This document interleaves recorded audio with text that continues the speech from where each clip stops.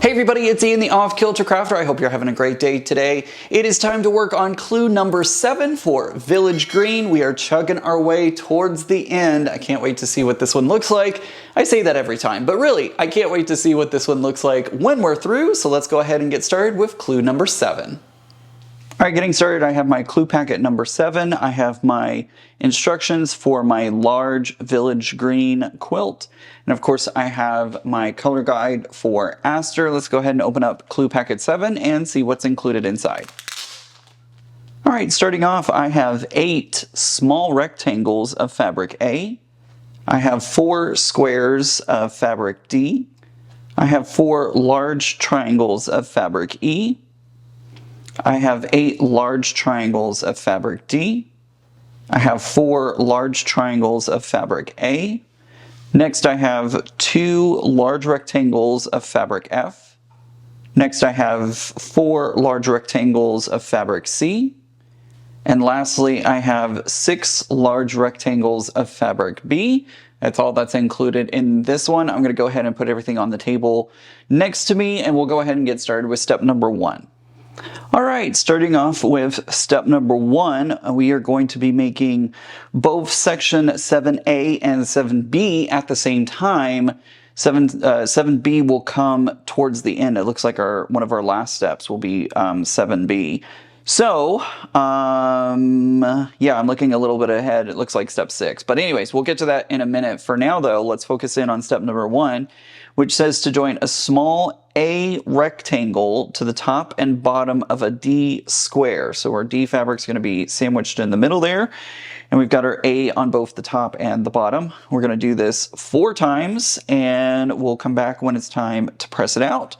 So I will join you back here when it's time to press out all 4 of these.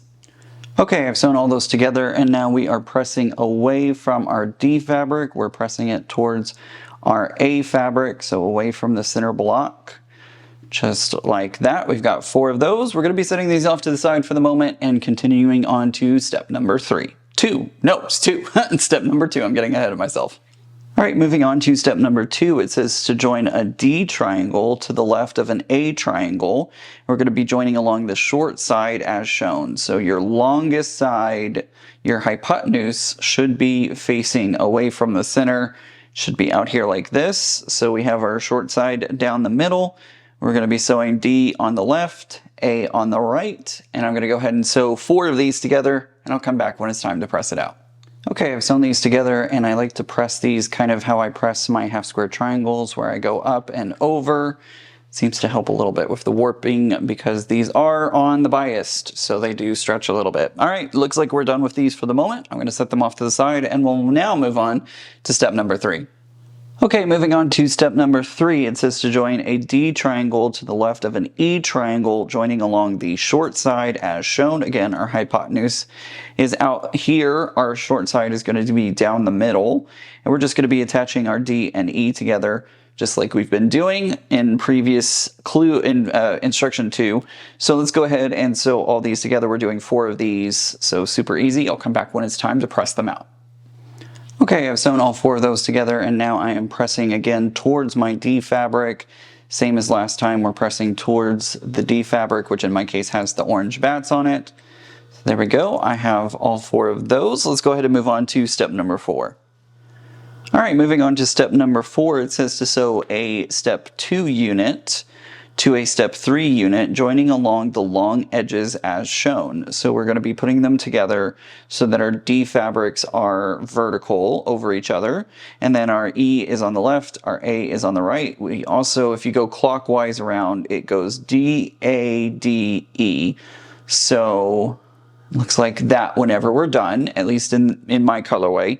So I'm going to go ahead and sew all these together. Remember, when putting these together, these are nested. You can nest the very center, and that's what I'm going to be focusing on to make sure that my points here in the center of the pinwheel kind of line up. It's not exactly a pinwheel, but it's what I'm kind of thinking of it as. So I'm going to try my best to make sure that in the center that lines up correctly. I'm going to go ahead and sew all 4 of these together, and I'll come back when it's time to press it out.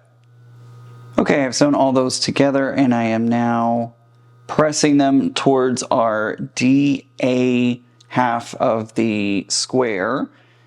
And I'm super happy with how well I was able to line up the center of each of these squares. They came out really great.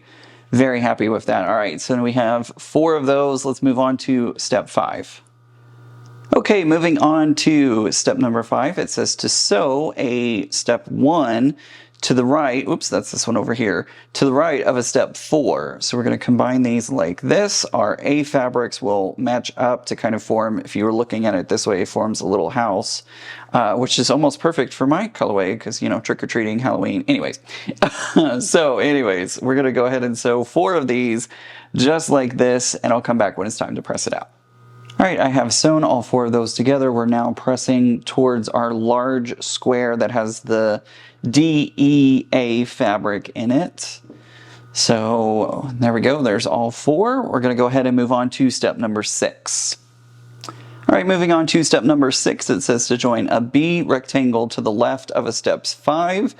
Then we're gonna add a C rectangle to the right. So we'll have our B on the left, C on the right. We're going to go ahead and sew all 4 of these together, and I'll come back when it's time to press it out. Okay, I have sewn all 4 of those together, and now I'm pressing towards the C fabric, just like so. All right, there we go.